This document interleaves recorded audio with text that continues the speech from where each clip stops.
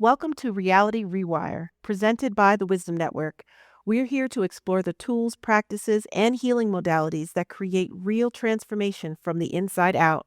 Today's conversation is one that you're definitely going to want to hear. Let's get into it. So today we're doing a deep dive into a really fascinating collection of lectures and articles from the Wisdom Network. And it tackles this super frustrating paradox. You know the drill.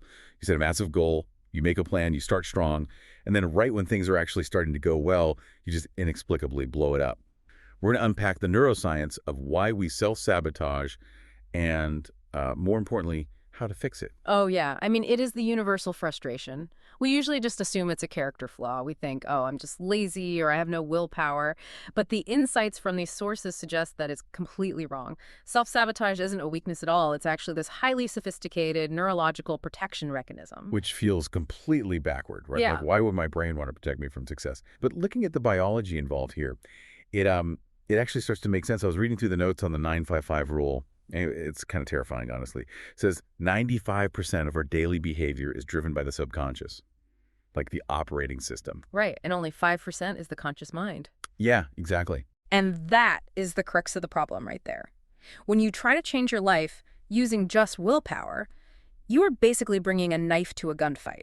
Willpower is simply outnumbered by that 95%. Outnumbered and outmatched. And this connects to that concept of the identity thermostat, which I found really helpful. It's like the AC in your house.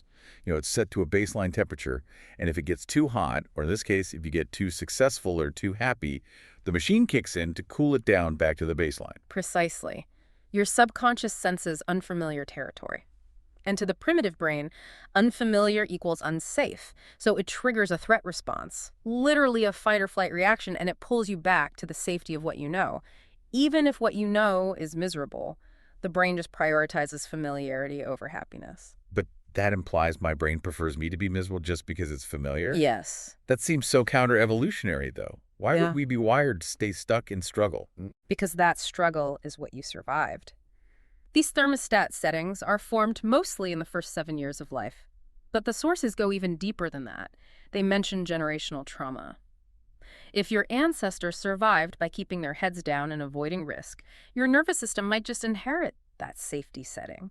Those are deep neural grooves designed to keep you alive, not necessarily happy. Wow.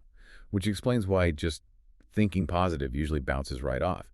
You're trying to use logic on a program that was installed before you can even think critically. Exactly. Yeah. And this is why the Wisdom Network points heavily toward hypnosis as a solution. We have to be clear here. Standard talk therapy often fails because it only engages that 5% conscious mind. You're basically attempting to argue with a locked operating system. Right. And the text makes a real distinction here. Hypnosis isn't mind control or stage magic. It's described more like a tool for neuroplasticity. Think of it as a hypnotic bypass. It allows you to access the theta brainwave state. To understand theta, think of a child's brain like a smartphone in record-only mode. It doesn't analyze or reject information. It just downloads it as absolute truth. So that is how the original software was written. Yes, and hypnosis puts you back in that recordable state so you can actually update the code. Like bypassing the security guard at the front desk to go straight to the server room. That is a great way to put it. And it regulates the nervous system, too. Since self-sabotage is a stress response, hypnosis shifts the body from fight or flight into deep safety. It signals to the body that the new behavior is safe, allowing the habit to actually stick. Okay, but for the listener driving to work right now who feels like they're constantly fighting themselves, what can they do in the moment? I mean, I can't exactly drop into a trance during a stressful meeting. Well, the Wisdom Network offers some right now tools. The first is neutral observation. The moment you catch yourself sabotaging, maybe you're procrastinating or picking a fight, don't judge yourself.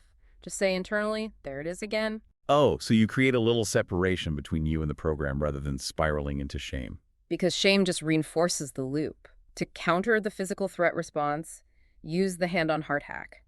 Place a hand on your heart and breathe deeply. This isn't just poetic. It physically signals safety to the nervous system, interrupting that chemical reaction. There was one more hack involving sleep that seemed really practical too. The hypnagogic state, it's that groggy feeling just before you fall asleep and right when you wake up.